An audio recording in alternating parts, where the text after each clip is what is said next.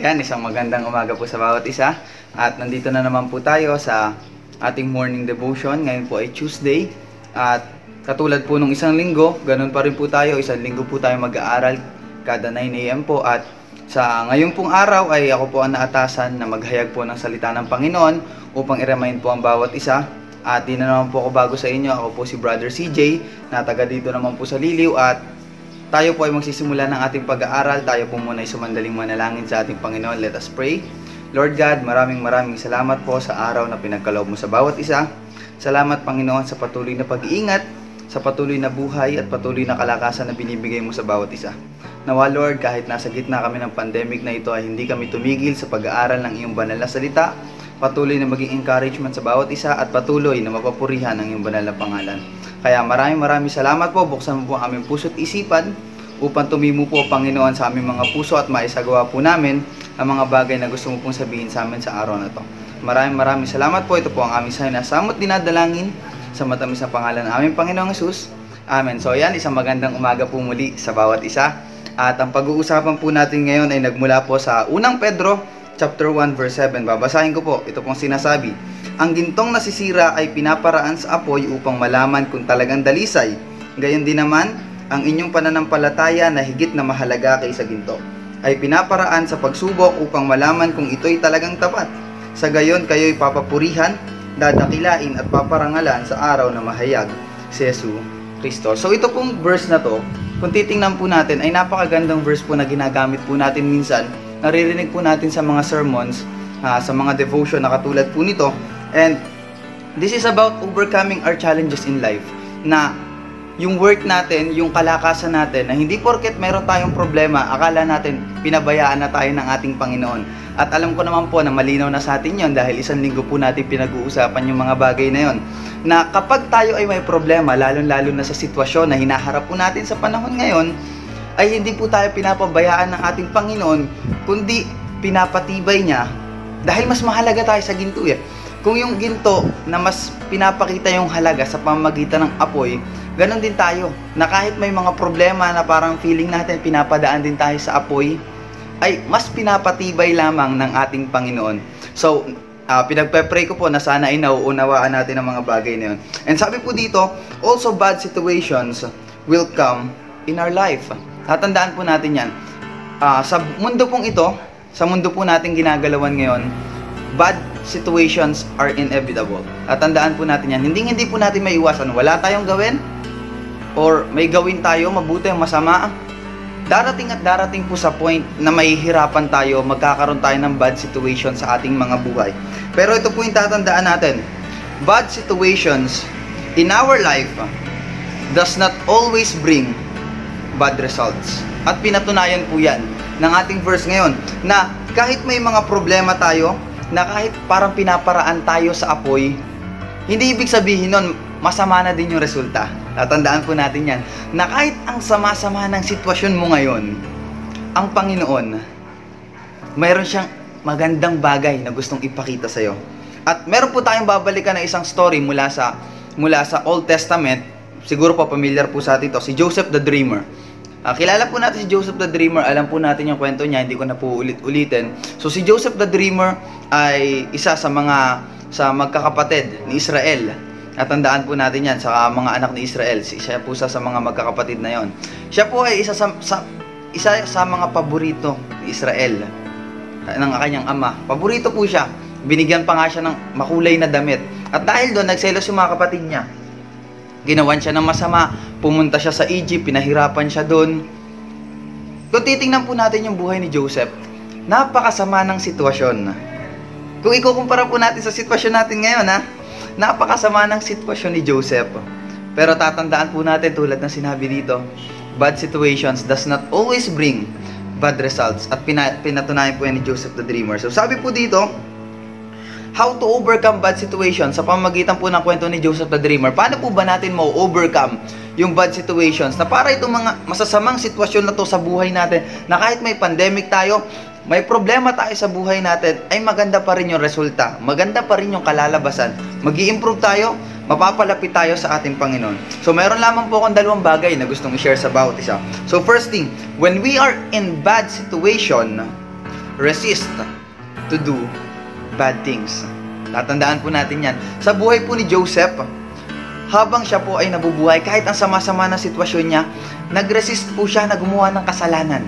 Nag-resist siya na gumawa ng masasamang bagay, na gumante, na gumawa din ng masasamang bagay sa mga taong nakapaligid sa kanya. Yun po yung ginawa niya. At kung paano iniwasan ni Joseph na gumawa ng masama kahit nasa masamang sitwasyon, ibig sabihin lamang po nun, kaya din natin gawin. So sabi dito, have faith that even in the midst of suffering or in the midst of struggles, God is faithful and He will reward those who are faithful to Him.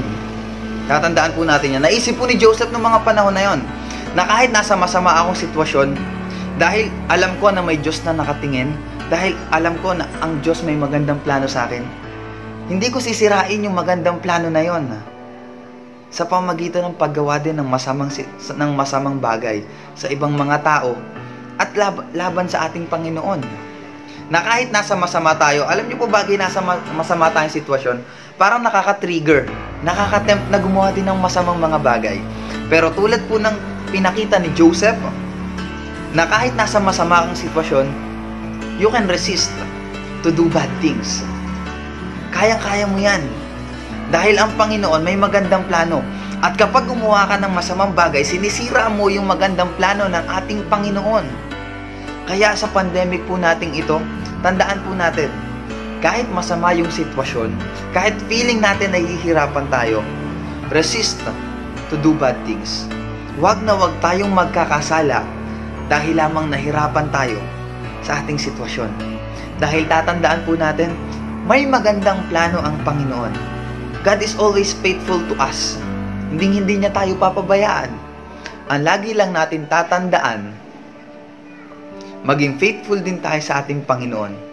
Na magtiwala tayo na may magandang plano at may magandang kalalabasan ng mga bagay-bagay. So sinabi nga po dito sa verse po natin, tingnan po natin yung Romans chapter 12 verse 21. Sabi po diyan, huwag kayong magpadaig sa masama, kundi daigin ninyo ng mabuti ang masama. So tatandaan po natin yan. Kung nasa masamang sitwasyon na tayo, tapos gagawa pa tayo ng masamang bagay, paano tayo mag-e-expect ng magandang resulta? Paano tayo mag-e-expect ng magandang buhay? Kung nasa masamang sitwasyon na nga tayo, may problema na tayo, tapos gagawa pa tayo ng masama. So sabi po dito sa verse, daigin natin ng mabuti ang masama. So dito naman po, sa pangalawang bagay po, sabi po dito, kung sa una, resist to do bad things, kahit nasa masamang sitwasyon tayo. Sa pangalawang bagay po, choose to do good things. Kung paanong iniwasan natin yung masasamang bagay, ganun po natin piliin na kahit masama yung sitwasyon natin, magandang bagay pa rin po, magandang action pa rin yung gagawin natin. So sabi po dito, si Jose, kahit na masama ang mga nangyayari sa kanya, ay nagpatuloy sa paggawa ng masama. So iniwasan niya yung magkasala, tumutulong siya sa mga tao, nagiging faithful siya sa mga master niya, at tinutulungan niya yung mga nakasama niya sa bilangguan. Naging mabuti siya. He always chose to do good things kahit na masama yung nangyayari sa kanyang buhay. Sabi dito, ito ang dahilan kung bakit siya nagtagumpay. So, malamang nako-curious po tayo, paano nagtagumpay si Joseph kahit ang sama-sama na nangyayari sa buhay niya? Ang sikreto po sa tagumpay ni Joseph, he always chooses, pinipili niya na gumawa ng magandang bagay kahit masama yung nangyayari sa kanyang buhay. So sabi po dito, he glorifies God even in the midst of problems. Tayo po kaya? Pag tayo kaya nasa problema, nasa sitwasyon natin ngayon, may pandemic, hindi makapagtrabaho, nahihirapan sa sitwasyon natin na nasa bahay lang, do we still chooses to glorify God? Patuloy pa rin ba natin pinapapurihan ng ating Panginoon kahit sa mga gantong sitwasyon? Sabi pa dito, alam niya na may magandang plano ang Diyos. Yun po kasi yung kailangan natin tandaan na kahit masama yung nangyayari sa buhay natin, tatandaan natin, may magandang plano ang Diyos, kaya magtitiwala ako sa Kanya at gagawa pa rin ako ng magagandang bagay sa aking buhay. At sinabi po dito, kung tayo nasa masamang sitwasyon, tapos gagawa pa ng masamang aksyon, huwag tayong mag-expect na magandang resulta. Dahil tulad po na sinabi ko kanina, sinisira natin yung magandang plano ng ating Panginoon. Pero sabi po dito, kung masama yung sitwasyon natin sa ating buhay, pero pinili natin na gumawa ng magandang aksyon, you will improve and be stronger than before. Yung worth po natin, yung value po natin mas tibay. Kasi galing tayo sa hirap eh. Galing tayo sa pagsubok. Yung buhay natin hindi naging mabilis. Kaya pag may dumating na problema sa atin, kayang-kaya na natin. Because we are stronger, we improved doon sa mga bagay na naging problema natin. At yun po yung lagi nating tatandaan. So sabi dito, para po sa ating pagtatapos, kung paano iniinit ang ginto bago siya magkaroon na napakataas na value. Tatandaan po natin yung ginto, hindi po siya magiging ginto kung hindi po siya ininit, hindi po siya dumaan sa ganung proseso. So ganun din po sa buhay natin. Nadadaan tayo sa pagsubok to improve our faith and our relationship to God. Na kahit sa gitna ng problema natin, sa kabila ng mga nararanasan natin sa buhay natin, specifically sa pandemic na dinadanas natin ngayon, ang isang katanungan po na dapat nating sagutin, what will you do?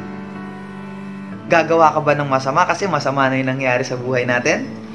O gagawa tayo ng mabuti para i-improve yung sarili natin and to use this situation to be a better person. Tatandaan po natin yan.